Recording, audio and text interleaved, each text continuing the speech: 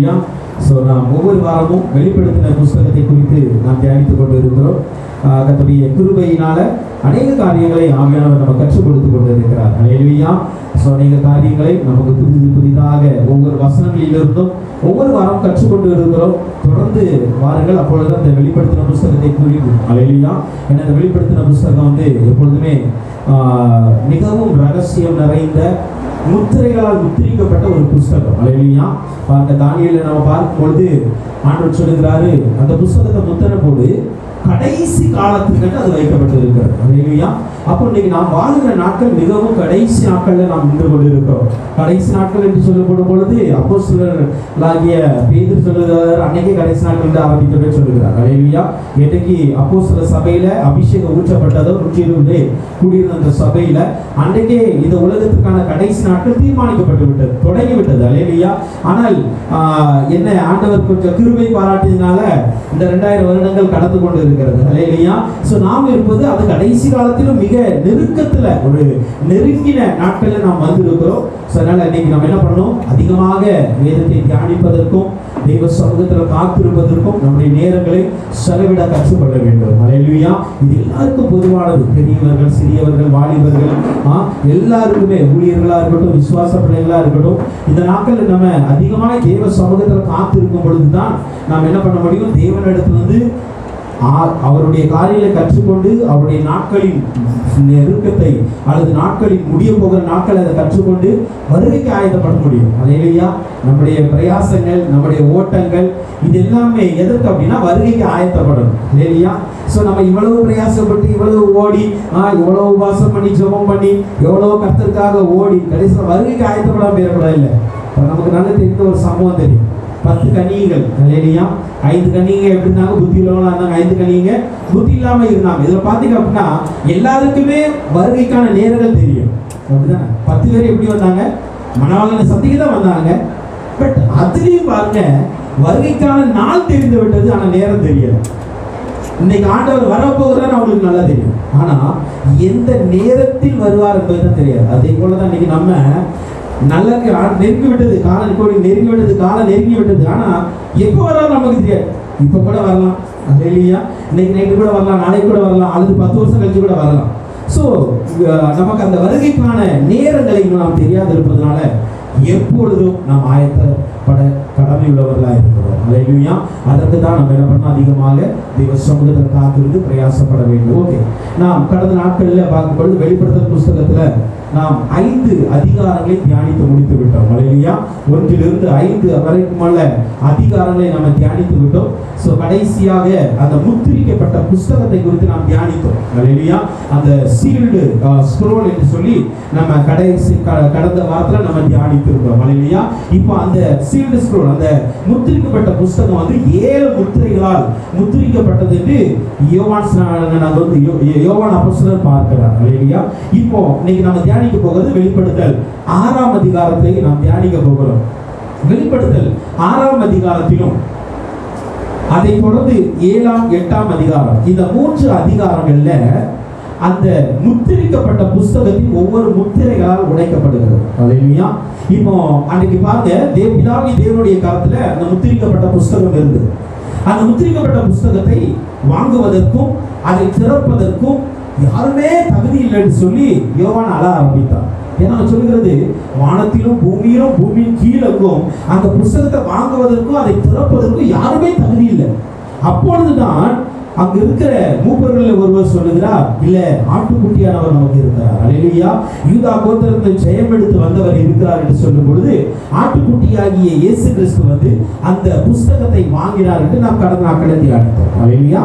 இப்போ வாங்கப்பட்ட அந்த புஸ்தகத்தின் ஒவ்வொரு முத்திரைகளால் உடைக்கப்படும் பொழுது இந்த உலகத்துக்கான உபத்திரவ காலம் ஆரம்பமாகிறது. ஹல்லேலூயா.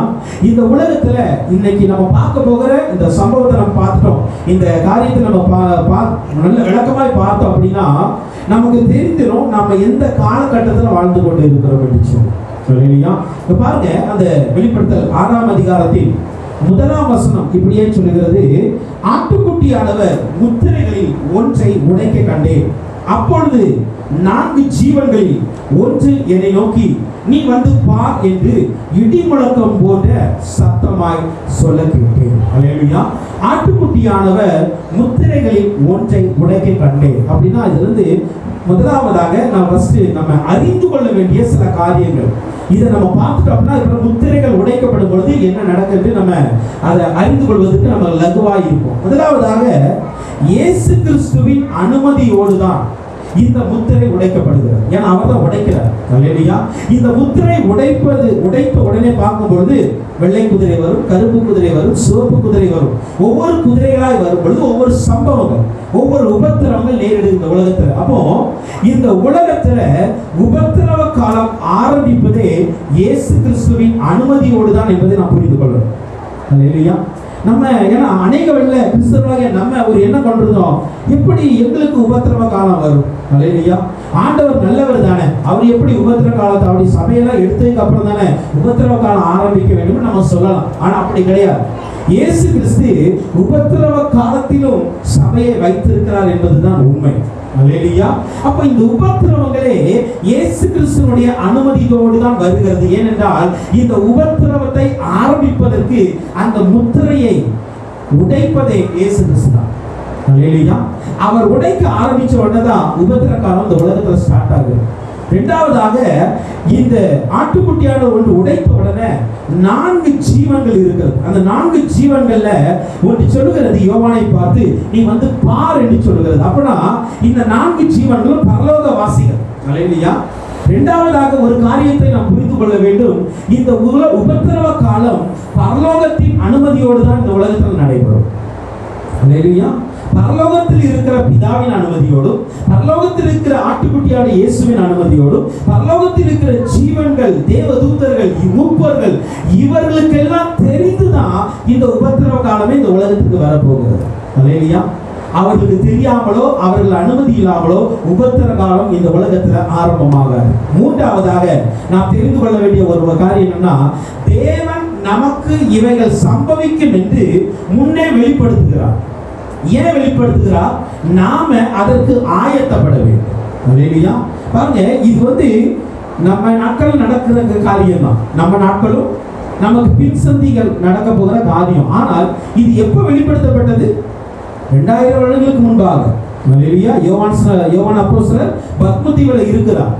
யோசுவோடு இருந்த ஒரு சீஷன் அவர். அல்லேலூயா. 2000 வருடங்களுக்கு முன்பாகவே இந்த காரியம் என்ன பண்ணுது? வெளிப்படுத்தப்படுகிறது. அல்லேலூயா. அப்ப ஏன் அப்படின்னா, தேவன் எந்த ஒரு காரியத்தை செய்தாலும் தம்முடைய ஜனங்களுக்கு வெளிப்படுத்தாமல் செய்ய மாட்டார். நமக்கு ஆதியாகம புத்தகத்துல சோதோமை அழிப்பதற்கு முன்பாக ஆபிரகாமை பார்த்து ஆண்டவர் இப்படியே சொல்லுகிறாரு, நான் ஆபிரகாமுக்கு நான் செய்ய போகிறத மறைப்பேனோ.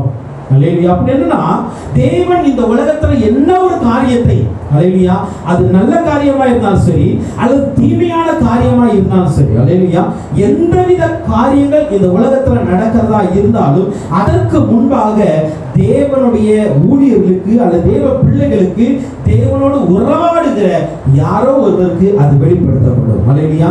ஏன் அப்படின்னா, அந்த காலத்திற்கு தம்முடைய ஜனங்கள் தப்பி வைக்க வேண்டும் என்று சொல்லி தேவன் எப்பொழுதுமே விரும்புகிறவராக இருக்கிறார். அல்லேலூயா. அவர் இந்த உபத்திர காலங்கள்ல இந்த உலகத்துக்கு வரப்போகிற தண்டனை தான். ஓகே, இந்த உபத்திர காலம் என்பது உலகத்துக்கு வரப்போகிற மிகப்பெரிய தண்டனை. இதுவரைக்கும் நம்ம பார்த்திராத ஒரு பெரிய தண்டனை இந்த உலகத்துக்கு வரப்போகிறது. ஆனால் அந்த தண்டனையிலும் கூட நாம் தப்புவிக்க வேண்டும் என்பது தேவனுடைய விருப்பம். அல்லேலூயா. அதுதான் ஆண்டவர் என்ன பண்றாரு தெரியுமா? ஒவ்வொரு காரியத்தை அன்னைக்கு வந்து யோவான் நீங்க வந்து பார், என்ன நடக்க போகுது வந்து பார். அல்லேலூயா. அப்போ அவர் பார்க்க சொல்றாரு. அல்லேலூயா. அதை பார்த்ததை தான் யோவான் எழுதி வைத்திருக்கிறார். அந்த என்னைக்கு அன்னைக்கு வந்து தேவன் என்ன காட்டினாரோ அந்த காட்டின அந்த காரியத்தை நீ வேதத்தில் எழுதி வைத்திருக்கிறார். இப்ப இந்த வேதத்துல பாருங்க, எழுதப்படும் பொழுது கூட பரிசுத்த ஆவியின் துணை கொண்டுதான் இது எழுதியிருக்கிறார். அல்லேலூயா. இப்ப எழுதப்பட்ட அந்த காரியத்தை நம்ம படிக்கிறோம். ஏன்? ஆண்டவர் பாருங்க எவ்வளவு அன்புள்ளவராக இருக்கிறார் பாருங்க.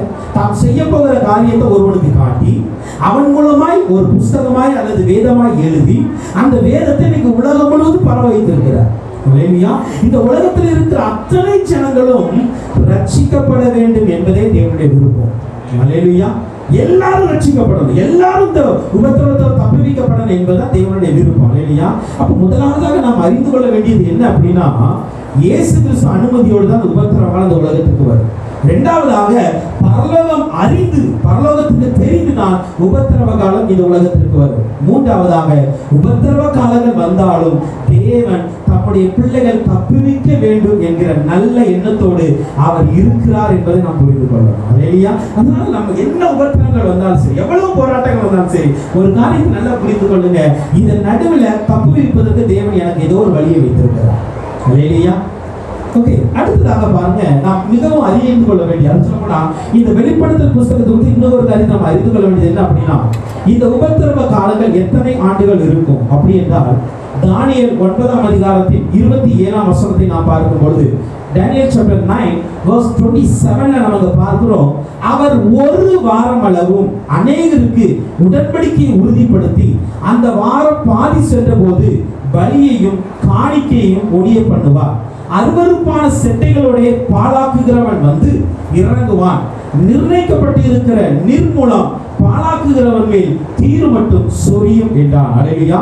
இங்கு சொல்லப்பட்டிருக்கிறது, அவர் என்கிற வார்த்தை வந்து இயேசுவே அல்ல, அது அவன் எழுதப்பட்டிருக்க வேண்டும். அல்லேலூயா.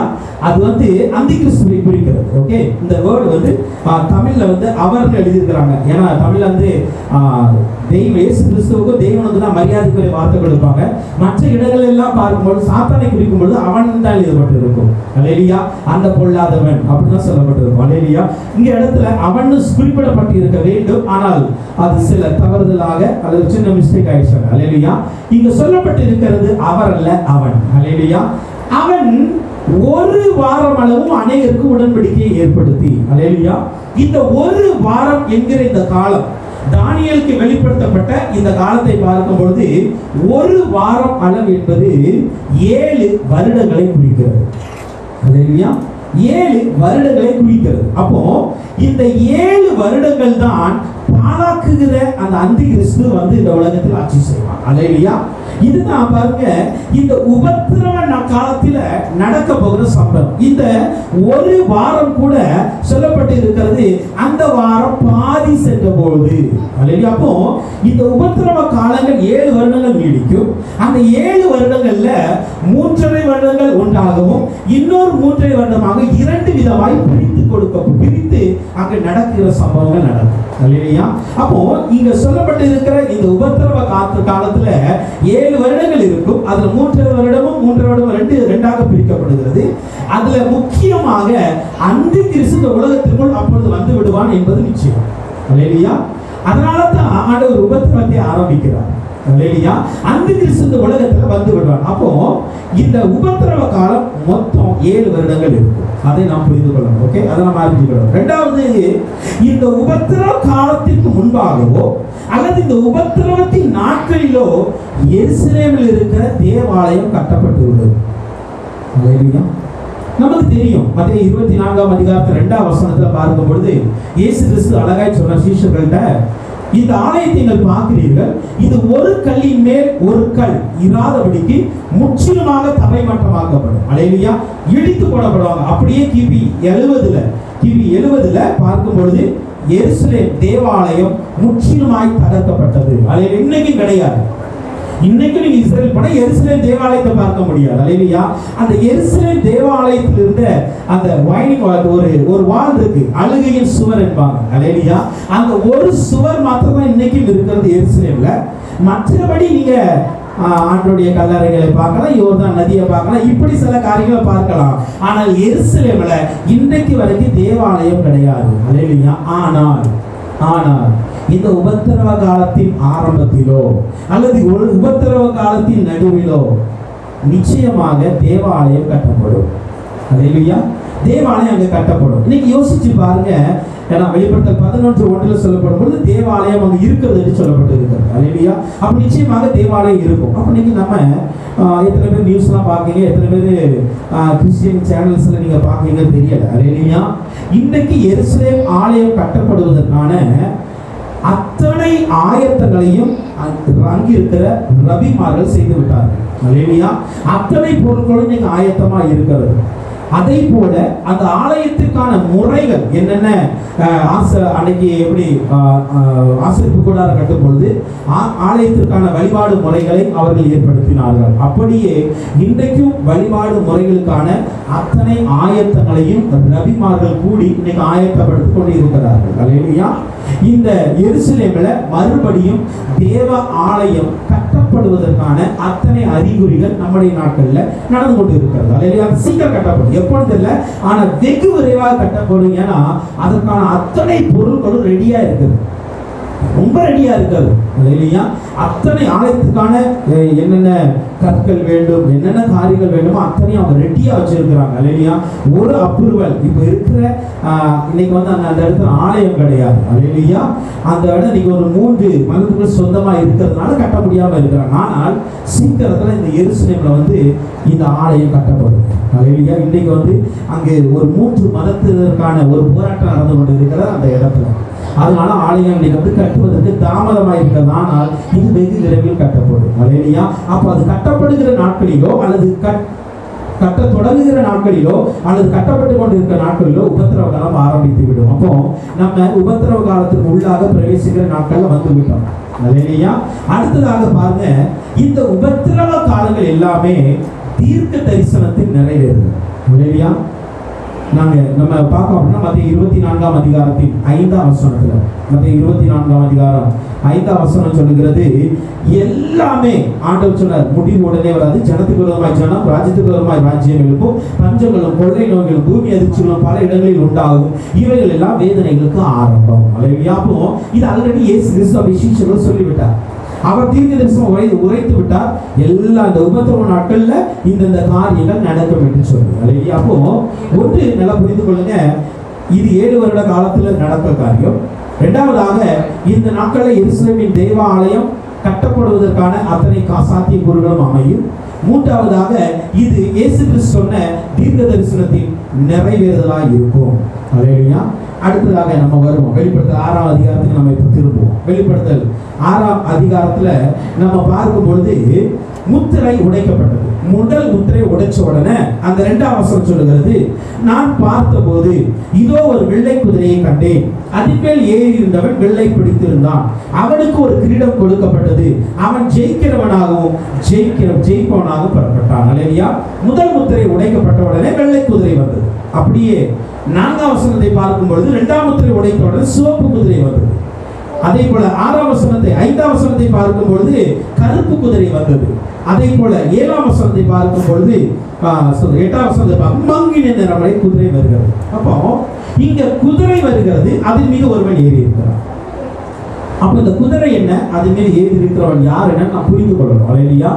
இந்த அதிகாரங்களில் சொல்லப்பட்டிருக்கிற குதிரைகள் என்பது கர்த்தருடைய ஆவி, கர்த்தரால் அனுப்பப்படுகிற ஒரு ஆவியை குறிக்கிறது. அல்லேலூயா. தேவன் அனுப்புகிற ஒரு ஆவி. அந்த ஆவி சில வேளை பஞ்சத்தை கொண்டு வரும், சில வேளை யுத்தத்தை கொண்டு வரும், சில வேளையில ஜனங்களுக்கு விரோதமான காரியங்களை கொண்டு வரும். அப்போ இந்த குதிரை என்பது கர்த்தரால் அனுப்பப்படுகிற ஆவிகள். அல்லேலூயா. ஏன்னா அநேக வேளை தவறான காரியங்கள் நமக்கு வந்து குதிரை வருமா அப்படின்னு கேட்கக்கூடாது. அல்லேலூயா. குதிரை வராது. குதிரை என்பது ஆவிகளுக்கு அடையாளம். அல்லேலூயா. அதை நம்ம எங்க பார்க்கலாம்னா சகரியா 6ஆம் அதிகாரத்தின் 5ஆம் வசனத்திலும் 8ஆம் வசனத்திலும் நம்ம பார்க்க முடியும். சகரியா 6ஆம் அதிகாரத்தின் 5ஆம் வசனத்தில் பார்க்கும் பொழுது, அந்த தூதன் எனக்கு பிரயோஜனமாக இவைகள் சர்வ லோகத்திற்கும் ஆண்டவராய் இருக்கிற சமூகத்தில் இருந்து புறப்படுகிற வானத்தினுடைய 4 ஆவிகள். அல்லேலூயா. இது ஃபோர் ஸ்பிரிட். ஓகே, நல்லா புரிஞ்சுக்கணும். அல்லேலூயா. அப்போ உபத்திரவ காலம் ஆரம்பிக்குது. எங்களுக்கு வெள்ளை குதிரை தெரியுமா, கருப்பு குதிரை தெரியுமா? ஏன்னா இன்னைக்கு அனைவரும் நான் வெள்ளை குதிரையை பார்த்தேன், கருப்பு குதிரையை பார்த்தோமாங்க, அதெல்லாம் தெரியாது. அல்லேலூயா. அதெல்லாம் தெரியாது, அதெல்லாம் வராது. அல்லேலூயா. ஏன்னா இட்ஸ் நாட் எ கோஹோர்ஸ். இது ஆவி, குதிரை கிடையாது, இது ஒரு ஆவி. அல்லேலூயா. அந்த ஆவி புறப்படுகிறதை நீங்கள் நான் பார்க்க முடியாது, அந்த ஆவி செயல்படுத்துகிற காரியங்களை நான் பார்க்க முடியும். அல்லேலூயா.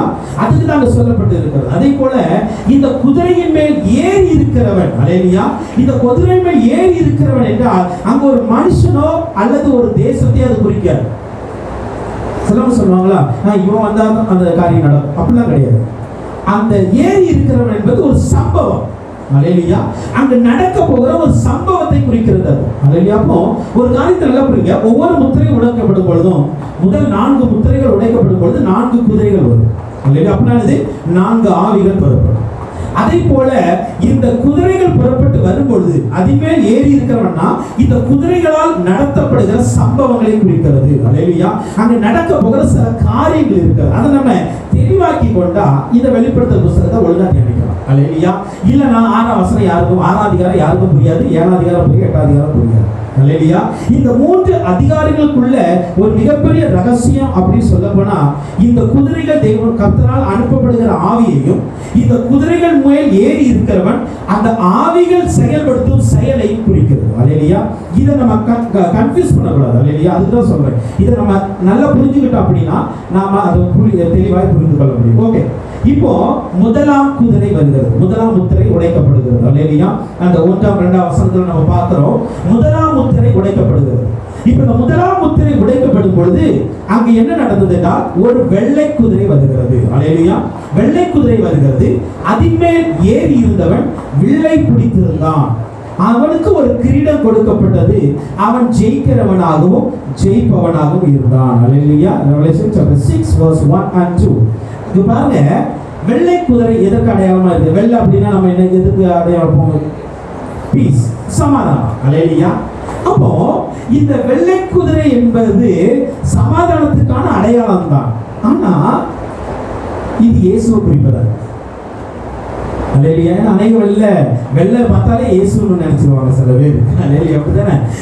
வெள்ளை பார்த்தாலே இயேசு. அப்படி கிடையாது. இங்க இருக்கிற வெள்ளை குதிரை சமாதானத்தை கொண்டு வருவது என்பது உண்மைதான். ஆனால் இயேசு அல்ல. ஏனால் வெளிப்படுத்தல் 19ஆம் அதிகாரத்தின் 11ஆம் வசனத்துல தான் பரலோகம் திறந்து வெளிப்படுத்தல் Revelation chapter 19 verse 11ல பாருங்க, பின்பு பரலோகம் திறந்திருக்க கண்டேன், இதோ ஒரு வெள்ளை குதிரை காணப்பட்டது, அதின்மேல் ஏறி இருந்தவர் உண்மையும் சத்தியம் உள்ளவர் எனப்பட்டார், அவர் நீதியாய் நியாயம் தீர்ப்பு பண்ணுகிறார். அல்லேலூயா. அப்போ அதின்மேல் ஏறி இருந்தவர், இவன் இங்க என்ன சொல்லப்பட்டிருக்கிறது? அதின்மேல் ஏறி இருந்தவன். அல்லேலூயா. அப்போ என்னைக்குமே நம்ம அந்த ஒவ்வொரு வேர்டையும் நல்லா தெளிவா படிக்கணும். அல்லேலூயா. அது தமிழ்ல ரொம்ப அழகா எழுதப்பட்டிருக்கும். அல்லேலூயா. ஏன்னா இங்கிலீஷ்ல பாத்தீங்கன்னா எல்லாத்துக்கும் ஹி ஹி ஷி ஷி தான் போட்டுட்டு இருக்கோம். அல்லேலூயா. ஆனா தமிழ்ல பாருங்க, அதின்மேல் ஏறி இருந்தவர், அது இயேசு கிறிஸ்து வரப்போகிற அந்த வெள்ளை குதிரை. அல்லேலூயா. அது இதுக்கு அப்புறம் நடக்க போகிற ஒரு சம்பவம். ஆனா இது வெள்ளை குதிரையில் ஏறி இருந்தவன் என்றால் இது இயேசு கிறிஸ்துவை குறிப்பதல்ல, அந்தி கிறிஸ்துவை குறிக்கிறது. அல்லேலூயா. ஓகே. அடுத்து இது இயேசு அல்ல என்பதற்கு இன்னொரு காரியம் அப்படின்னா அவன் கையில் என்ன இருந்தது? வில் இருந்தது. அல்லேலூயா. இயேசு கிறிஸ்துவுடைய கையில வில் ஒருபோது இருக்காது. அவர் கையில பட்டயம் இருக்கும். அல்லேலூயா. அவர் பட்டயத்தோடு வர, உருவின பட்டயத்தோடு வருகிறது. அல்லேலூயா. அவருடைய கையில பட்டயம் தான் இருக்கும். ஆனால் இங்கு ஏறி இருந்தவன் வில்லை பிடித்திருக்கிறான். வில் எதற்கு அடையாளமாக இருக்கிறது? சங்கீதம் 11ஆம் அதிகாரத்தில் 2ஆம் வசனம் இப்படியே சொல்லுகிறது. Psalms chapter 11 verse 2ல பார்க்கும் பொழுது, இதோ துன்மார்க்கர் வில்லை வளைத்து செம்மையான இருதயத்தரவில் அந்தகாரத்தில் எய்யும்படி தங்கள் அம்புகளை நானிலே தொடுக்கிறார்கள். அல்லேலூயா. அப்போ இந்த வில் எதற்கு அடையாளம்னா துன்மார்க்கர்கள் செய்ய போகிற செயலுக்கு அடையாளம். அல்லேலூயா. அப்போ இங்க இருக்கிற இந்த வெள்ளை குதிரையில ஏறி இருக்கிறவன் எதை பிடிச்சிருக்கிறான்? வில்லை பிடிச்சிருக்கிறான். அப்போ இவன் யாரா இருக்கணும்? துன்மார்க்கனாய் தான் இருக்க முடியும். அல்லேலூயா. இவன் இயேசுவாய் இருக்க முடியாது. ஏன்னா இயேசு கிறிஸ்து எப்பொழுதுமே துன்மார்க்கமான கிரியைகளை செய்கிறவர் அல்ல. அல்லேலூயா. அவர் உருவின பட்டயத்தோடு இருந்தாலும், அவர் வாயிலிருந்து பட்டயங்கள் புறப்படுகிறதா இருந்தாலும், அவர் துன்மார்க்கமான காரியத்தை ஒரு நாள் செய்கிறவராய் இருப்பார். அல்லேலூயா. அப்போ இங்கு இயேசு அல்ல என்பதற்கு ஒரு காரியம் அப்படின்னு பார்த்தோம் அப்படின்னா, இவன் வெள்ளை குதிரை ஏறிப்பதனால இயேசுவை குறிப்பதல்ல. இரண்டாவது, இவன் வில் பிடித்திருப்பதனால இவன் வஞ்சகத்தோடு செயல்படுவான். இயேசுவை போல தன்னை காட்டியதான் இயேசு அந்த கிறிஸ்துவை குறித்து நம்ம பார்க்கும் பொழுது அவன் கிறிஸ்துவை போல காட்டுகிறவன் தன்னை. அல்லேலூயா. ஒளியின் தூதனுடைய வேஷத்தை தரித்தவனாய் வருவான். அல்லேலூயா.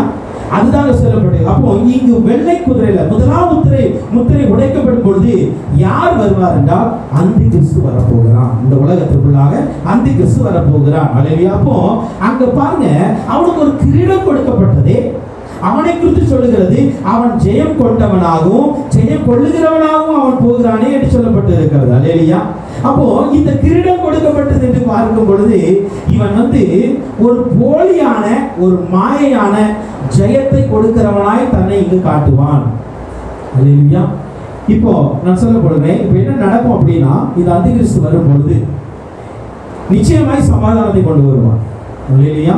சமாதானத்தை எல்லா தேசத்துக்குள்ளும் கொண்டு வருவான். ஆனா எப்படி கொண்டு வருவான் என்றால், அவன் ஒரு நாளும் சமாதானத்தை அவன் எப்படி கொண்டு வர, ஒரு வசனத்தை நம்ம வாசம் அப்படின்னா நமக்கு புரியும். தானியேல் 11ஆம் அதிகாரத்தின் 21ஆம் வசனம், Daniel chapter 11 verse 21ல பாருங்க, அவன் ஸ்தானத்தில் அவமதிக்கப்பட்டவன் ஒருவன் எழும்புவான், இவனுக்கு ராஜ்யபாரத்தின் மேன்மை கொடாதிருப்பார்கள், ஆனாலும் இவன் சமாதானமாய் நுழைந்து இச்சகம் பேசி ராஜ்யத்தை கட்டுக்கொள்ளுவான். அல்லேலூயா. இப்போ இந்த அந்திகிறிஸ்து வரும்பொழுது முதலாவது யாரும் ஏற்றுக்கொள்ள மாட்டாங்க. ஆனா அவன் எப்படி உள்ளே வருவான், எப்படி எல்லாராலும் அங்கீகரிக்கப்படுவான் என்றால், இச்சகமாய் பேசி சமாதானத்தை கொண்டு வருவான். அல்லேலூயா. இச்சகமாய் பேசிதான் இவன் சமாதானத்தை கொண்டு வருவான். அல்லேலூயா. நான் ஏன் தானியேல் சாப்டர் எடுக்கிறேன்னா, இந்த வெளிப்படுத்தல் சொல்லப்பட்டிருக்கிற இந்த சம்பவங்கள், இந்த தரிசனமும் தானியேல்ல இருக்கிற தரிசனமும் எசேக்கியேல்ல இருக்கிற தரிசனமும் சகரியால இருக்கிற தரிசனம் ஒன்றாக இருக்கும். அல்லேலூயா. இந்த 4ஐ படித்தாதான் நமக்கு இங்க இருக்கிற காரியங்கள் புலப்படும். Okay okay. இப்போ பாருங்க, தானியேல்ல சொல்லுகிறார் அவனுக்கு ராஜ்யத்தை சீக்கிரம் கொடுக்க மாட்டாங்க. ஆனா அவன் எழும்பும் பொழுது எப்படி எழுப்பி வருவான் என்றால், சமாதானத்தை கொடுக்கிறவனை போல இச்சகம் பேசி வருவான். அப்புறம் என்ன தெரியுமா, சமாதானத்தை நான் தான் கொடுக்க முடியும், வேற யாராலும் கொடுக்க முடியாது. அப்ப என்ன நம்புங்க, என்கிட்ட வாங்க என்று சொல்லி ஒரு சமாதான உடன்படிக்கையை இந்த உலகத்தில் இருக்கிற அத்தனை தேசங்களுக்கும் கொண்டு வருவான் அவன். அல்லேலூயா. அதுதான் இன்றைக்கு நடந்து கொண்டு இருக்கிறது. அல்லேலூயா. அதுதான் இன்றைக்கும் நடந்து கொண்டு இருக்கிறது. யூரோப்ல பாத்தீங்கன்னா அங்க சில கண்ட்ரிகள் சேர்ந்து சில ஒரு யூனியனை உருவாக்கி இருக்கும், அங்க ஒரு ஐக்கிய அங்க உருவாக்கப்பட்டிருக்கும். அதே போல நமக்கு இன்னைக்கு ஐநா சபை இருக்கிறது. அல்லேலூயா. இப்படி சில பாருங்க, சில குழுக்களாய் இருக்கிறது. அப்படிதானே, இன்னைக்கும் சில குழுக்களாய் தான் இருக்கிறது. ஐநாவில் மெம்பரா இல்லாத எத்தனையோ நாடுகள் இருக்கிறது. அல்லேலூயா. யூரோப்பியன்ல மெம்பரா இல்லாத எத்தனையோ நாடுகள் இருக்கிறது. ஆனால் ஒரு காரியத்தை நல்லா புரிந்து கொள்ளணும், இந்த அந்திகிறிஸ்து எழும்பும் பொழுது அவன் எப்படி உள்ளே நுழைவான் என்றால், எல்லா நாடுகளும் ஒன்றாய் இணையத்தக்கதாக நம்ம ஒரு சமாதானத்தை உடன்படிக்கை பண்ணுவோம். அல்லேலூயா. இதுல அவர்களுடைய மதம் ஒன்றாய் மாற்றப்படும், ஒரே மதத்துக்குள்ளாய் வரப்படும், கலாச்சாரங்கள் ஒன்றாய் மாற்றப்படும், மொழி ஒன்றாய் மாற்றப்படும். அல்லேலூயா. மிக முக்கியமா நல்லா புரிந்து கொள்ளணும். முதலாவதாக அவன் கொண்டு வருவது எப்படி அப்படின்னா, எல்லாருக்கும் ஒரே மொழியை கொண்டு வருவோம் நம்ம. அல்லேலூயா. எல்லாருக்கும் பேசுற மாதிரி, ஏன்னா எல்லாரும் எல்லா தேசத்துக்கும் போகலாம், எல்லா ஜனங்களும் எல்லா காரியங்களும் பண்ணலாம் சொல்லிட்டு அந்த மொழிகளை கொண்டு வருவான். இதற்கு அடையாளமாக பிரிட்டிஷ்காரங்க நம்ம கொண்டு வந்தாங்க இங்கிலீஷ். அல்லேலூயா. பிரிட்டிஷ்காரங்க இருக்கும் பொழுது நம்ம இல்லைன்னா நம்ம இங்கிலீஷ் பேசியிருக்க மாட்டோம். அல்லேலூயா. ஓகேவா. அவங்க இருக்கும் பொழுது மோஸ்ட் ஆஃப் த எல்லா நேஷன்ஸும் அவங்க பிடிச்சாங்க. எல்லா தேசத்தையும் பிடிச்சி என்ன பண்ணாங்கன்னா, நம்முடைய என்ன சொல்றோம், அலுவல் மொழி அப்படிம்பாங்கல்ல, அஃபிஷியல் லாங்குவேஜ், அதை இங்கிலீஷ் ஆக்கினாங்க. அதே மாதிரி இப்போ இவன் வரும் பொழுது ஒரு லாங்குவேஜ், அது எந்த லாங்குவேஜ்னா அவன் லாங்குவேஜ் வரும். அல்லேலூயா. அவனுடைய லாங்குவேஜ், ஏன்னா அலெக்சாண்டர் டைம்ல கிரேக்க லாங்குவேஜ் வந்தது. அல்லேலூயா. பிரிட்டிஷ்காரர்கள் வரும்போது இங்கிலீஷை கொண்டு வந்தாங்க. இதுக்கு அப்புறம் எழும்ப போகிற அந்திகிறிஸ்து எந்த தேசத்தான் இருப்பாங்க என்று சொல்லி நமக்கு தெரியாது. அல்லேலூயா. ஆனால் அவன் வரும் பொழுது என்ன நடக்கும் அப்படின்னா, முதலாவதாக அவனுடைய மொழியை, அவன் தேசத்து மொழியை என்ன பண்ணுவானா, எல்லா தேசத்துக்கும் கொண்டு போவதற்கு முயற்சி பண்ணுவான். அல்லேலூயா. ஏன்னா எல்லா தேசத்தாரும் அவன் சொல்றதை கேட்கணும், எல்லா தேசத்திலும் அவன் சொல்வதை கேட்க வேண்டியது இருப்பதனால அந்த லாங்குவேஜ் இஸ் மோஸ்ட் இம்பார்ட்டன்ட். அப்படிதானே. ஒரு எல்லாரும் நமக்கு இன்னைக்கு பாருங்க, நம்ம வெளிநாட்டுல இங்க இருந்து நம்ம என்ன பண்றோம், கான்டாக்ட் பண்றோம், வைக்கிறோம். ஏன் அப்படின்னா நம்முடைய லாங்குவேஜ். அப்படிதானே. நமக்கு லாங்குவேஜ், அவங்க லாங்குவேஜ் நமக்கு தெரிகிறதுனால நம்ம ஈஸியா கான்டாக்ட் பண்ண முடியுது, அங்க போக முடியுது. அதே போல அவன் அதை செய்வான், லாங்குவேஜை ஒன்றாக இணைப்பான். இரண்டாவதாக கலாச்சாரங்களை ஒன்றாக இணைக்க முயற்படுவான். அல்லேலூயா. இன்னைக்கு நமக்கு பார்க்கும்பொழுது பலவித கலாச்சாரங்கள் இந்தியாவிலே இருக்கிறது. அல்லேலூயா. ஆனால் இதெல்லாம் ஒரே கலாச்சாரத்தை கொண்டு வாங்க. ஆனா பாருங்க, இப்போ கொஞ்சமா நடந்து கொண்டு இருக்கு பாருங்க. இப்போ எல்லாருமே மோஸ்ட் ஆஃப் த பீப்புள்ஸ் என்ன பண்றாங்க, நம்முடைய கல்ச்சரை விட்டுட்டு வெஸ்டர்ன் கல்ச்சருக்கு மாறிட்டு இருக்கிறோம் நம்ம. அப்படிதானே. எல்லாரும் நம்முடைய சாப்பாடா இருக்கட்டும், உணவா இருக்கட்டும், எவ்ரிதிங் என்ன பண்ணிட்டு இருக்கு, இப்போ வெஸ்டர்ன் கல்ச்சருக்கு போயிட்டே இருக்குல்ல. இதே மாதிரி என்ன பண்ணான், அவன் ஒரு கல்ச்சரை உருவாக்குவான். அந்த கல்ச்சருக்கு நேராக எல்லாரும் போகத்தக்கதாக ஒரு மாயத்தை உருவாக்குவாங்க. அல்லேலூயா. இன்னைக்கு எப்படி நமக்கு இல்லப்பா நம்ம கலாச்சாரம் வேண்டாம், இந்த கலாச்சாரம் தான் நல்லா இருக்குன்னு இல்ல போயிட்டே இருக்கோம்ல, இதே மாதிரி அவன் ஒரு மாய தோற்றத்தை உண்டாக்குவான். அந்த மாயத்தோற்றம் உண்டாக்கப்பட்டு அந்த கலாச்சாரத்தை எல்லாரும் பின்பற்றுவாங்க. கடைசியில் அவன் கொண்டு வருவதுன்னா வணக்கம், அல்லேலூயா, ஆராதனை முறை, அல்லேலூயா. ஆராதனை இப்போ பார்க்க இடையில கூட நம்ம பார்த்தோம், நம்ம இந்த நியூஸ்ல தான் எத்தனை பேரை பார்த்துருப்பீங்க அப்படிதானே. பார்க்கும் பொழுது எல்லா கண்ட்ரியில் உள்ள முக்கியமான மத தலைவர்கள் ஒன்று கூடி நம்ம எல்லாம் ஒன்றாக இருப்போம் அப்படின்னு சொல்லிட்டு ஒரு உடன்படிக்கை பண்ணி இருக்கிறாங்க. ஆனால் இது வந்து எப்படி உடன்படிக்கை பண்ணிருக்காங்க, அவங்க மதத்தை நீங்க பின்பற்றுங்க, ஆனால் நம்ம சமாதானம் இருப்போம். ஆனால் அந்த கிறிஸ்து நாட்கள் அப்படி இருக்காது. அந்த கிறிஸ்து நாட்கள் அவன் என்ன பண்ணுவான்னா, ஏன் இத்தனை மதம் நமக்கு, ஏன் இத்தனை கடவுள் நமக்கு, ஏன் இத்தனை ஆராதனைகள் நமக்கு, நம்ம எல்லாத்துக்கும் ஒரே கடவுளை கொண்டு வருவோம். ஓகே, ஒரே ஆராதனை கொண்டு வருவோம். எப்படி நேபுகாத்நேச்சார் நாட்கள்ல கொண்டு வரப்பட்டதோ, நீங்க வந்து யாரையும் வணங்கக்கூடாது, நான் வைத்திருக்கிற அந்த பொற்சிலை தான் வணங்கணும் அப்படின்னு கொண்டு வந்தாங்களே சாத்ராக் ஆபேத்நேகோ அந்த நாட்கள்ல. அதே மாதிரி இவனும் கொண்டு வருவான். அல்லேலூயா. ஸோ மேபி அவனுடைய சிலையாய் கூட வணங்குவதற்கு அவன் முற்படுவான். ஏன்னா எல்லாரும் அவன் அண்டல தான் இருப்பாங்க, அப்போ அந்த கிறிஸ்து அண்டல தான் இருப்பாங்க. அப்போ இவன் என்ன பண்ணுவான்னா, சமாதானத்தை கொண்டு வருவது போல கொண்டு வந்து தன்னுடைய ஆட்சியை நிலைநாட்டுகிறவன். அதனால தான் இவனை குறித்து சொல்லப்படும் பொழுது என்ன சொல்லப்பட்டிருக்குன்னா, மத்திய 24ஆம் அதிகாரத்தின் 5ஆம் வசனத்துல இயேசு கிறிஸ்து அழகாய் சொல்லுகிறாரு, அநேகர் வந்து என் நாமத்தை தெரிந்து கொண்டு நானே கிறிஸ்து என்று சொல்லி அநேகரை வஞ்சிப்பார்கள். அல்லேலூயா. யாருடைய நாமத்தை? இயேசுவின் நாமத்தை தெரிந்து கொண்டு. இங்க வருகிற அந்த கிறிஸ்து எப்படி வருகிறான்? வெள்ளை குதிரையை தான் கொண்டு வருகிறான். அல்லேலூயா. இயேசு கிறிஸ்து சமாதானத்தை கொண்டு வருவது போல தான் இவன் கொண்டு வருவான். அல்லேலூயா. அதான் என் நாமத்தை கொண்டு வந்து தான் இவன் உங்களை வஞ்சிக்க போகிறான். அல்லேலூயா. அதே போல மத்திய 24ஆம் அதிகாரத்தில் 24ஆம் வசனம் சொல்கிறது, ஏனெனில் கள்ள கிறிஸ்துக்களும் கள்ள தீர்க்கதரிசிகளும் எழுப்பி கூடுமானால் தெரிந்து கொள்ளப்பட்டு வஞ்சிக்கத்தக்கதாக சொல்லப்பட்டிருக்கிறது. கள்ள கிறிஸ்து. அல்லேலூயா. ஒரே ஒரு கிறிஸ்து தானே இருக்கிறார். அவர் மாத்திரம் கிறிஸ்து, வேற யாருமே. இயேசு மாத்திரம் தான் கிறிஸ்து என்று அழைக்கப்படுகிறார். ஆனா இவனுடைய நாட்களில கள்ள கிறிஸ்துக்கள் தோன்றுவார்கள். அப்போ இவனுடைய வருகை எப்படி இருக்கும்னா, நம்ம என்ன இயேசு கிறிஸ்து என்ன செய்வாருன்னு நம்புறோமோ அதை அப்படியே கொண்டு வருவோம். அல்லேலூயா. இயேசு கிறிஸ்து உலகத்துக்கு சமாதானத்தை கொடுப்பார் அப்படி நம்ம சொல்லிட்டு இருக்கோம்ல, அதை அப்படியே இவன் உள்ள கொண்டு வருவான். அந்த வழியில தான் வருவான், இவன் வேற வழியில வர மாட்டான். அல்லேலூயா. இவன் வருவது இயேசு கிறிஸ்து கொண்டு வருவதை போல கொண்டு வருவான். அல்லேலூயா. ஏன்னா இவன் சுயத்தை அப்போ காட்ட முடியாது, அப்ப யாரும் நம்ப மாட்டாங்க, ஏற்றுக்கொள்ள மாட்டாங்க. ஆனால் ஏனென்றால் இன்னைக்கு இந்த உலகம் முழுவதிலும் அதிகமாக பரப்பப்பட்டிருக்கிற, பறந்து விரிந்திருக்கிற ஒரு மதம் என்றால் கிறிஸ்தவம். அல்லேலூயா. அதிகமான இடங்களில் இதுதான் பறந்து விரிந்திருக்கிறது. அதனால இந்த கிறிஸ்தவர்கள் இந்த கிறிஸ்தவர்கள் எந்த நம்புகிறாரோ அதன் வழியாகவே அவன் உள்ளே பிரவேசிப்பான். ஓகே, இந்த வெள்ளை குதிரை வந்து எதை குறிக்கிறது? அந்தி கிறிஸ்து வருகையை குறிக்கிறது. அல்லேலூயா. அந்தி கிறிஸ்து எப்படி வருவான்? கிறிஸ்துவை போல தன்னை காட்டிக்கொண்டு, சமாதானத்தை உருவாக்குறவனை காட்டிக்கொண்டு, இவன் ஒரு பெரிய ஜெயம் பெற்றவனை போல காட்டிக்கொண்டு வருவான். ஆனால் அது உண்மை அல்ல. அல்லேலூயா. ஏன்னா அடுத்த குதிரை புறப்படும் பொழுதே சமாதானம் தூர போயிடும். ஓகே, அடுத்து 2ஆம் முத்திரையை பார்க்கலாம். 2ஆம் முத்திரையை பார்க்கும் பொழுது வெளிப்படுத்தல் 6ஆம் அதிகாரத்தின் 3ஆம் 4ஆம் வசனத்தை பார்க்கும் பொழுது, அவர் 2ஆம் முத்திரையை உடைத்த பொழுது 2ஆம் ஜீவனானது நீ வந்து பார் என்று சொல்ல கேட்டேன். அப்பொழுது சிவப்பான வேறொரு குதிரை புறப்பட்டது. அதன் மேல் ஏறி இருந்தவனுக்கு பூமியில் உள்ளவர்கள் ஒருவரை ஒருவர் கொலை செய்யத்தக்கதாக சமாதானத்தை பூமியிலிருந்து எடுத்து போடும்படியான அதிகாரம் கொடுக்கப்பட்டது. ஒரு பெரிய பட்டயமும் அவனுக்கு கொடுக்கப்பட்டது. அல்ல இங்க பாருங்க, நான் சொன்னேன், இவன் ஃபர்ஸ்ட் என்ன பண்ணா?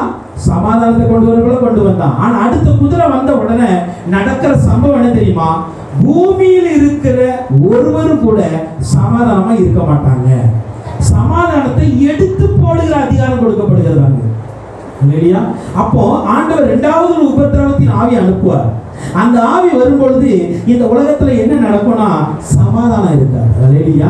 அப்போ அன்னைக்கு தான் தெரியும், அப்ப இவன் கொடுத்த சமாதானம், இவன் சொன்ன சமாதானம் எல்லாமே பொய்யான சமாதானம் என்று சொல்லி. அல்லேலூயா. இவன் உருவாக்குனதெல்லாம் பொய் என்று அப்பந்தான் அந்தி கிறிஸ்துவ பத்தி உண்மையான ஒரு காரியத்தை அறிவாங்க. ஆனா அதுக்குள்ள அவன் மிகுந்த பலம் வாய்ந்தவனா மாறி விடுவான். அல்லேலூயா.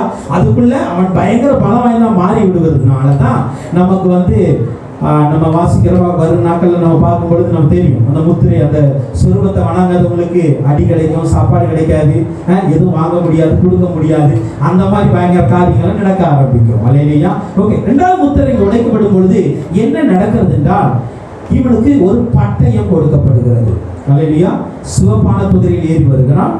இவனுடைய ஒரு பட்டயம் கொடுக்கப்படுகிறது. இந்த பட்டயம் என்றால் என்ன? இந்த பட்டயம் வேதத்துல 2 காரியத்துக்கு அடையாளமாக இருக்கிறது. அல்லேலூயா.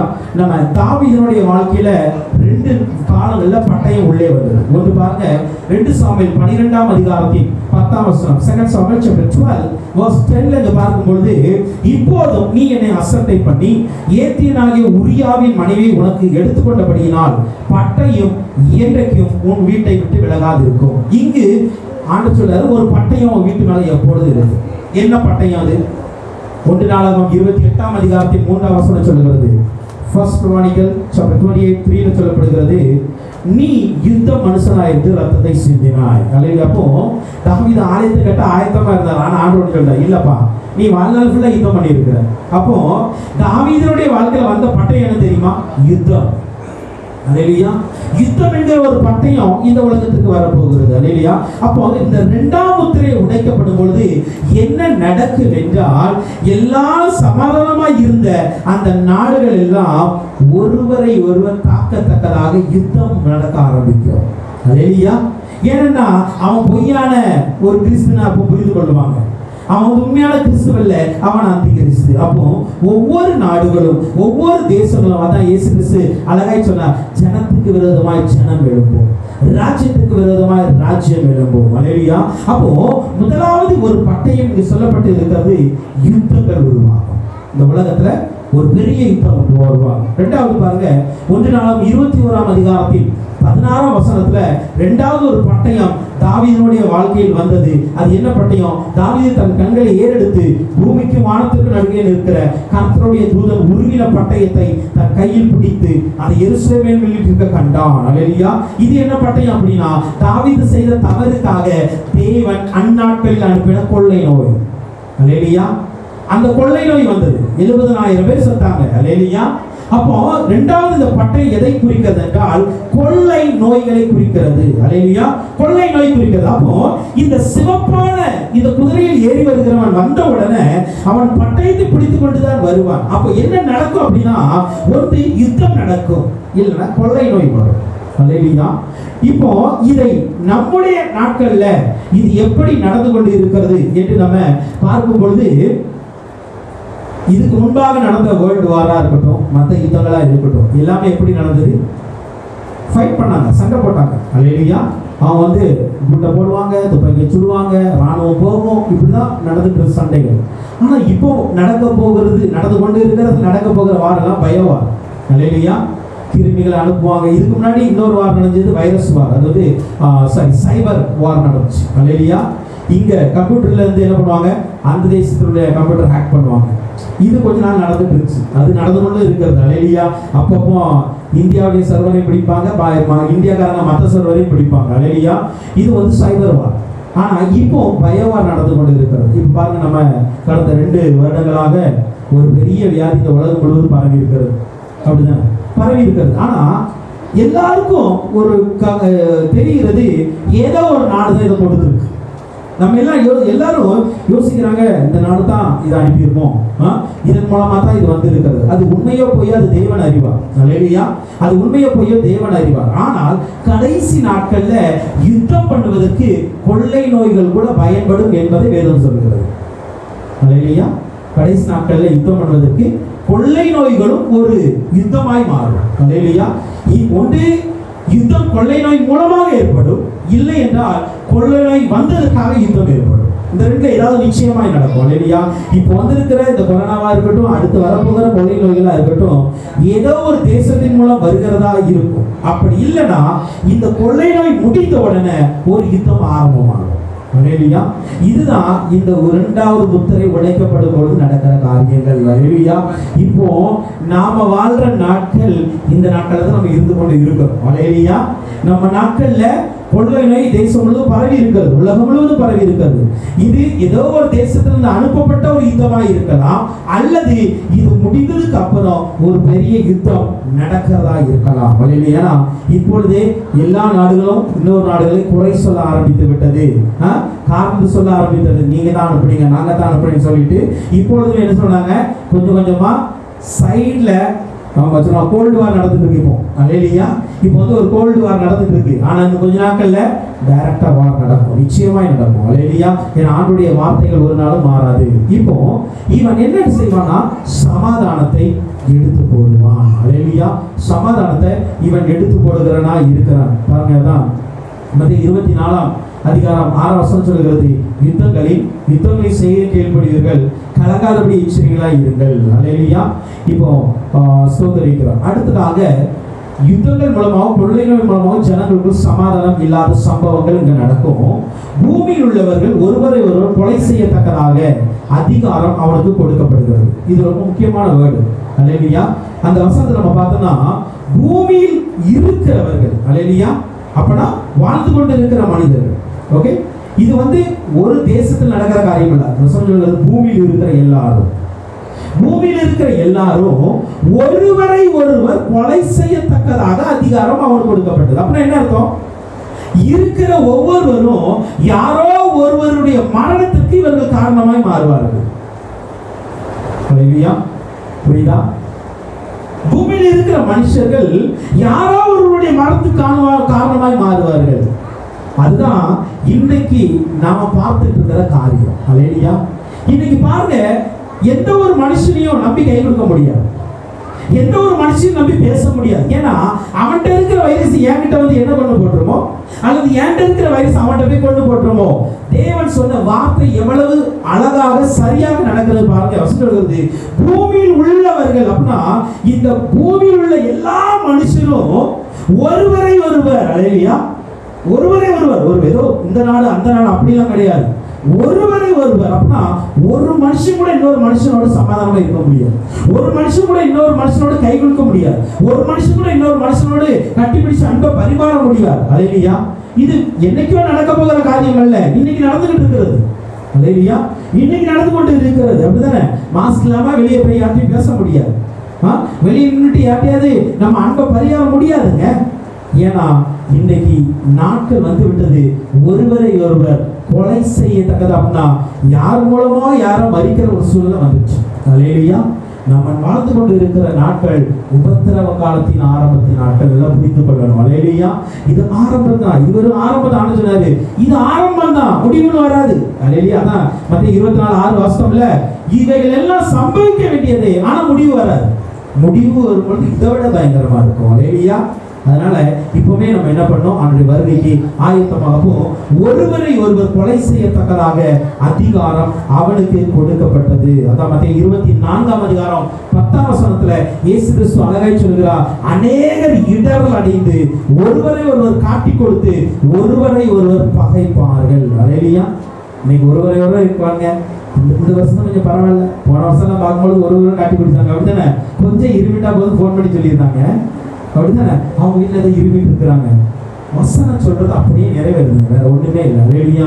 அப்படின்னா வானமும் பூமியும் ஒழிந்து போனாலும் இந்த வார்த்தைகள் உண்மையாக. அல்லேலூயா. ஒருவரை ஒருவர் காட்டி கொடுப்பாங்க, ஒருவரை ஒருவர் பகைப்பாங்க, ஒருவரை ஒருவர் கொள்ளுவாங்க. இந்த 3 சம்பவம் நடக்கும். அல்லேலூயா. இந்த 3 சம்பவம் உபத்திரவத்தின் ஆரம்பத்தில் நடக்கிற காரியங்கள். அல்லேலூயா. இப்போ யுத்தம் வருகிறது, கொள்ளை நோய் வருகிறது, ஒருவரை ஒருவர் காட்டி கொடுக்குறாங்க, ஒருவரை ஒருவர் பகைக்கிறாங்க, ஒருவரை ஒருவர் கொள்ளுறாங்க. அல்லேலூயா. ஒரு மனிதன் மூலமாக இன்னொரு மனிதனுடைய மரணம் சம்பவிக்கிறது நம்முடைய நாட்கள். அல்லேலூயா. இது வேற எங்கோ இல்லை, அல்லது இனி நடப்புகிற நாட்கள்ல இன்னைக்கு. அல்லேலூயா. நம்முடைய மரணம் கூட ஆண்டவர் கொடுத்ததா இன்னொரு மனுஷன் கொடுக்கறதா தெரியாது. அல்லேலூயா. ஆனால் என்ன பண்ணணும், நம்ம இந்த உபத்திரப்பா நீங்க சொன்ன வார்த்தைகள் எவ்வளவு குறிப்பா சீக்கிரமா நிறைவேறி கொண்டு இருக்கிறது. அல்லேலூயா. நம்ம என்ன பண்ணணும், இந்த வருகை காலத்தமாகணும். அல்லேலூயா. உபத்திரவ காலத்தில் நம்ம வந்து ஸ்டார்டிங்ல வந்துட்டோம். ஓகே, வெள்ளை குதிரை அந்த கிறிஸ்துக்கு அடையாளமா இருக்கிறது. ஓகே, 2வது சிவப்பான குதிரை உலகத்தில் நடக்க போகிற சமாதானத்தை எடுத்து போடுகிற யுத்தங்களையும் கொள்ளை நோய்களையும் அது குறிக்கிறதா இருக்கிறது. அல்லேலூயா. இன்னைக்கு யாரோடும் சமாதானமா இருக்க முடியல. அல்லேலூயா. அன்பை பரிமாற முடியல. அந்த சூழ்நிலை நம்ம வந்திருக்கிறோம். கர்த்தர் தான் நம்மை பாதுகாப்பாராக.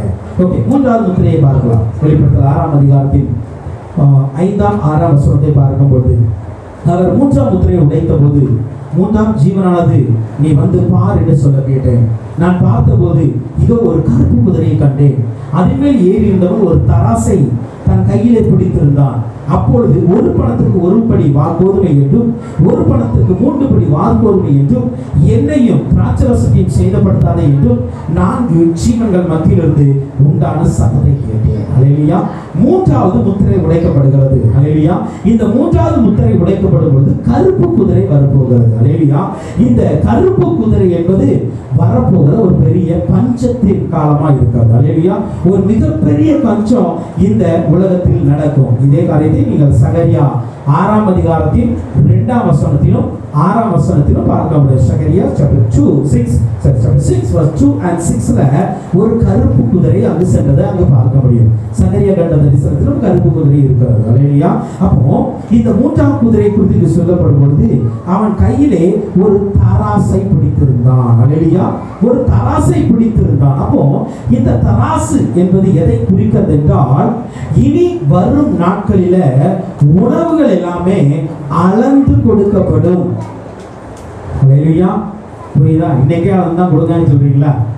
கடைக்கு போனால் நம்ம கொடுக்குற பைசா அதை தான் கொடுங்கன்னு சொல்றீங்க. ஆனால் இந்த அளவும் அந்த அளவு வித்தியாசமா இருக்கும். எப்படின்னா, இன்னைக்கு வந்து நம்ம 100 ரூபா கொடுத்தா 100 ரூபாய்க்கு அளந்து கொடுப்பாங்க, 1000 ரூபாய் கொடுத்தா 1000 ரூபாய்க்கு அளந்து கொடுப்பாங்க. அல்லேலூயா.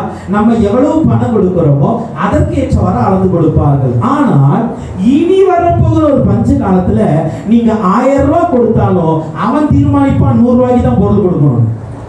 அல்லேலூயா. ஏன்னா அவ்வளவு கொடிய பஞ்சம் வந்துடும். இன்னைக்கு பாருங்க, நார்த் கொரியால அன்னைக்கு பார்த்தோம் ஒரு வாழைப்பழம் 1300 ரூபாயா. அல்லேலூயா. அங்க சட்டம் போட்டாச்சு. அவரு கிம் தான், அவர் சொல்றாரு எல்லாரும் அதிகமா சாப்பிடக்கூடாது, ஒரு அளவு வச்சுட்டு அந்த அளவு தான் சாப்பிடணும். அல்லேலூயா. பாருங்க, ஆண்டவர் சொன்ன வார்த்தை நிறைவேறுகிறது. அல்லேலூயா. இன்னைக்கு நார்த் கொரியால வந்து நம்ம இஷ்டப்படி சாப்பிட முடியாது, எவ்வளவு நாளும் சாப்பிட முடியாது. அங்க வந்து ஒரு அளவு குறிச்சாச்சு, இந்த அளவு தான் நீங்க சாப்பிடணும். அல்லேலூயா. அதுக்கு மேல நீங்க சாப்பிடக்கூடாது, சாப்பாட்டை உணவு பொருட்களை வீணாக்க கூடாதுன்னு சட்டம் போட்டாச்சு. ஏன்னா அங்க கொடிய பஞ்சம் வந்துச்சு. அல்லேலூயா.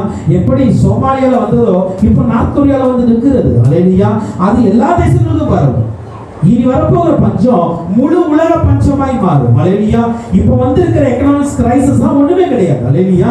ஆனா இனி ஒரு எக்கனாமிக்ஸ் கிரைசிஸ் வரப்போகுது, அது முழு உலகத்தையும் பாதிக்கும். அல்லேலூயா. ஒரு வேர்ல்டு ஃபுல்லாவே அது வரும். அப்போ எல்லா நாடுகளிலும் என் பொருளாதார வீழ்ச்சி அடையும், உணவு பற்றாக்குறை வரும், அந்த அளவுக்கு மிக பெரிய பஞ்சம் வரும். அதான் அந்த நாட்கள் எப்படி இருக்குன்னா, தராசை பிடித்தவனா அளந்து தான் கொடுப்பாங்க. அல்லேலூயா. இன்னைக்கு உங்க குடும்பத்துக்கு இவ்வளவுதான், நீங்க நல்லா திருப்தியா சாப்பிடுங்க அல்லது பாதி வயிறு சாப்பிடுங்க, எங்களுக்கு பிரச்சனை இல்லை. அல்லேலூயா. அப்படிதான் அளந்து கொடுப்பார்கள். அல்லேலூயா. அப்படிதான் இன்னைக்கு அதனுடைய தொடக்கம் தான் நம்முடைய ரேஷன்ஸ். அதனால புரிந்து கொள்ளுங்க. நம்ம ரேஷன் கடை இருக்குல்ல, அங்க எப்படி ஒவ்வொரு குடும்பத்திற்கும் 20 கிலோ அரிசி, 5 கிலோ கோதுமை, 2 கிலோ சீனின்னு அளந்து கொடுத்தாங்களா? இது அதனுடைய தொடக்கம். நல்லா புரிந்து கொள்ளுங்க. இது அதனுடைய தொடக்கம். ஒரு நாட்கள்ல வெளியே எங்கேயுமே கிடைக்காது, அந்த மாதிரி கடையில் மட்டும்தான் கிடைக்கும். அவன் கொடுக்குற அளவு மட்டும்தான் நம்ம குடும்பத்துக்கு வாங்கிட்டு வர முடியும். அல்லேலூயா. பாருங்க, அந்த பஞ்சம், அப்படிப்பட்ட ஒரு பஞ்சம் வருவதற்கான ஆயத்தங்கள் இந்த உலகத்துல ஆரம்பித்து விட்டது. அல்லேலூயா. இந்த உலகத்துல ஆரம்பித்து விட்டது. அப்பொழுது உணவுகள் எல்லாமே அளந்துதான் கொடுக்கப்படும். அல்லேலூயா. அதான் எசேக்கியேல் 15ஆம் அதிகாரத்தின் 16ஆம் வசனம் சொல்கிறது, உங்களை அழிப்பதற்கு நான் அனுப்பும் அழிவுக்கு எதுவான பஞ்சத்தின் கொடிய அம்புகளை நான் அவர்களுக்குள்ளே எய்யும் போது நான் பஞ்சத்தை உங்கள் மேல் அதிகரிக்க பண்ணி. அல்லேலூயா. பஞ்சத்தை அதிகரிக்க பண்ணுவாராம். அல்லேலூயா. எப்படி அன்னைக்கு யோசேப்பு நம்ம எகிப்து ராஜா போய் சொன்னார்ல, ராஜாவே ஒண்ணு இல்ல, இப்பதான் 2 வருஷம் முடிஞ்சிருக்கு, இன்னும் இருக்கு, அதனால பஞ்சத்தை அதிகரிக்க பண்ணி உங்கள் அப்பம் என்னும் ஆதரவு கோலை முறித்து போடுவேன். அல்லேலூயா. அப்பம் என்கிற ஆதரவு கோலை முறித்து போடுவார். அப்படின்னா தெரியுமா? அப்பம் கிடைக்காது, வயல்ல விளைச்சல் இருக்காது, வயல்ல வெளிச்சல் இருக்காது. விளைச்சல் இருந்தால் தான் நமக்கு சாப்பாடு ஏதாவது பண்ண முடியும். விளைச்சல் இருக்காது. அந்த அளவுக்கு கொடிய பஞ்சத்தை ஆண்டவரே பெருக பண்ணுவார். இதை இயேசு கிறிஸ்து 24ஆம் அதிகாரம், மத்தேயு 24ஆம் அதிகாரத்தின் 7ஆம் வசனம், Matthew chapter 24 verse 7ல உறுதிப்படுத்துகிறார். பஞ்சங்களும் கொள்ளை நோய்களும் பூமி அதிர்ச்சிகளும் உண்டாகும். ஹல்லேலூயா. அப்போ என்ன அப்படின்னா, முதலாவதாக இந்த மூன்றாம் முத்திரை உடைக்கப்படும் பொழுது ஒரு மிகப்பெரிய பஞ்சம் உண்டாகும். அந்த பஞ்ச காலத்துல உணவுகள் எல்லாம் அளந்து கொடுக்கப்படும். ஹல்லேலூயா. அடுத்து சொல்லப்பட்டு இருக்கிறது, ஒரு பணத்திற்கு ஒரு படி கோதுமை என்றும் ஒரு பணத்திற்கு 3 படி வார்கோதுமை என்று சொல்லப்படுகிறது. ஹல்லேலூயா. அப்ப பார்த்தா அப்படின்னா கோதுமை வார்கோதுமை இந்த ரெண்டுக்குள்ள வித்தியாசம் அப்படின்னா, கோதுமை வந்து நல்ல ஆசீர்வாதம் உள்ள பீப்புள் சாப்பிடுறது. ஓகே. வார்கோதுமை என்பது அந்நாட்களில் வார்கோதுமை என்பது ஏழைகளின் உணவாக இருந்தது. ஹல்லேலூயா. ஏழைகளின் உணவாக இருந்தது. இப்போ இங்க பார்த்தீங்க அப்படின்னா கோதுமையும் வார்கோதுமை அப்படின்னா பணக்காரனா இருக்கட்டும் ஏழையா இருக்கட்டும் எல்லாருக்கும் எப்படி தெரியுமா கிடைக்கும்? ஒரு பணத்திற்கு ஒரு படி வார்கோதுமை, ஒரு பணத்திற்கு 3 படி வார்கோதுமை. இந்த ஒரு பணம்னா என்ன தெரியுமா? நம்ம மத்தேயு 20ஆம் அதிகாரத்தில் 20ஆம் வசனத்துல பாருங்க, அங்க இயேசு கிறிஸ்து ஒரு ஓமையை சொன்னார். அந்த ஓமையில பார்த்தோம் அப்படின்னா, வேலைக்காரர்களை கூப்பிட்டு சொல்லும்போது, நீ இன்னைக்கு வேலை செய்யி, உனக்கு நான் ஒரு பணம் தருவேன் அப்படின்னா, ஒரு பணம் என்பது ஒரு நாளின் சம்பளம், ஒரு நாளுக்குடைய கூலி. இப்போ அந்த பஞ்ச காலத்துல என்ன நடக்கும் தெரியுமா? ஒரு மனுஷன் ஒரு நாளின் கூலியை கொண்டு அப்படியே கொடுத்தாலும் கூட, ஒரு நாள் சம்பளத்தை அப்படியே கொடுத்தாலும் கூட அவனுக்கு ஒரு படி கோதுமை தான் கொடுப்பாங்க. அப்படின்னா பஞ்சம் வந்து அந்த நாட்கள்ல பணக்காரர்களா இருக்கட்டும் ஏழைகளா இருக்கட்டும், எவ்வளவு வசதிகள் இருந்தாலும் எவ்வளவு அவன் வேலைகளை செய்தாலும் கூட தான் வாங்குற சம்பளத்தினால ஒரு நல்ல உணவை அவனால் சாப்பிட முடியாது. அந்த அளவுக்கு கொஞ்சம் பஞ்சம். இல்லையா? அவன் வாங்குற சம்பளம் கூட சாப்பாட்டுக்கே செலவழியும். அவ்வளவுதான். அதுல உண்மையான அர்த்தம் தான். வேற எதுவுமே நீங்க பண்ண முடியாது. ஒரு நாள் சம்பளத்தை ஒரு படி கோதுமை தான் வாங்க முடியும். அந்த அளவுக்கு கொடிய பஞ்சங்கள் இங்கு வரப்போகிறது. இல்லையா? அப்ப அந்த ஒரு நாள் என்பது ஒரு நாள் ஒரு பணம் என்பது ஒரு நாளின் சம்பளம். அப்ப என்ன தெரியுமா? எவ்வளவு தான் சம்பாதிச்சாலும் திருப்தியா சாப்பிட முடியாது. அந்த நாட்கள் வரப்போகிறது. இல்லையா? அதான் இன்னைக்கு சொன்னாங்க, பணத்தை எவ்வளவு சம்பாதிச்சேன்னப்பா, நீ எல்லாம் வயலெல்லாம் நீங்க அழிச்சுட்டு இருக்கிறாங்க. அதனுடைய ஆரம்பம் இது எல்லாமே. இல்லையா? நான் வாழ்கிற நாட்கள் எல்லாமே இந்த உபத்திரவம் ஆரம்பம். இன்னைக்கே பாதி வயல ஃபிளாட் ஆகிடுச்சு. அதுதானே ஃபிளாட் போட்டு வித்துட்டு இருக்கிறாங்க. இந்த கொஞ்ச நாள்ல என்ன ஆகும்? பணத்தை கொடுத்து அரிசியை கேட்டால் அரிசி கிடைக்காது. இல்லையா? அந்த பஞ்சங்கள் வரும். எவ்வளவு பணத்தை கொடுத்தாலும் சரி சாப்பாட்டு உணவு கிடைக்காது. ஏன்னா வயல்லாம் அரிச்சாச்சு. வயல் இருந்தால் தான் நமக்கு வந்து என்ன வரும்? ஒரு விவசாயம் நடக்கும், அதுலேருந்து பொருட்கள் வரும். இன்னைக்கு அதெல்லாம் அழிச்சு கொண்டு இருக்கிறார்களே. அல்லேலூயா. இதெல்லாம் ஆண்டோடைய திட்டம். ஆண்டு சொன்ன காரியங்கள் அப்படியே மனுஷன் என்ன பண்றான்? செஞ்சுக்கிட்டு இருக்கிறாங்க. அவ்வளவுதான். அல்லேலூயா. ஓகே. அப்போ ஒரு பணம் வந்துடுது, ஒரு நாள் சம்பளம். அல்லேலூயா. அதே போல இது அந்த நாட்கள்ல ஒரு நாள் கூலி கூட அவருடைய பொருளாதார தேவைகளை சந்திக்க முடியாது. அடுத்து ஒரு கட்டளை அங்கிருந்து வருது. 4 ஜீவன்கள் பரலோகத்துல ஒரு கட்டளை பிறகு என்ன கட்டளை தெரியுமா? திராட்சை ரசத்தையும் எண்ணெயும் சேதப்படுத்த வேண்டாம். அல்லேலூயா. இந்த திராட்சை ரசம், இந்த எண்ணெய், அல்லேலூயா, இது பார்க்கும் பொழுது நல்ல விலை உயர்ந்த ஒரு பொருட்கள். அல்ல, எண்ணெயும் நம்ம ரெகுலரா யூஸ் பண்றோம். அதே போல இஸ்ரேல்ல திராட்சை ரசம் ரெகுலரா யூஸ் பண்ணுவாங்க. அல்லேலூயா. இது வந்து பாருங்க, மிகவும் கவனமாய் பயன்படுத்த வேண்டும் என்று சொல்லுகிறார். அல்லேலூயா. திராட்சை ரசத்தை எண்ணெயும் சேதப்படுத்திடாத. ஏன்னா இந்த பஞ்சத்துல எல்லா பொருட்களும் வீழ்ச்சி அடையும் போதுல இந்த திராட்சை ரசமும் எண்ணெயும் வீழ்ச்சி அடையக்கூடாது. அல்லேலூயா. அப்படின்னா என்ன தெரியுமா?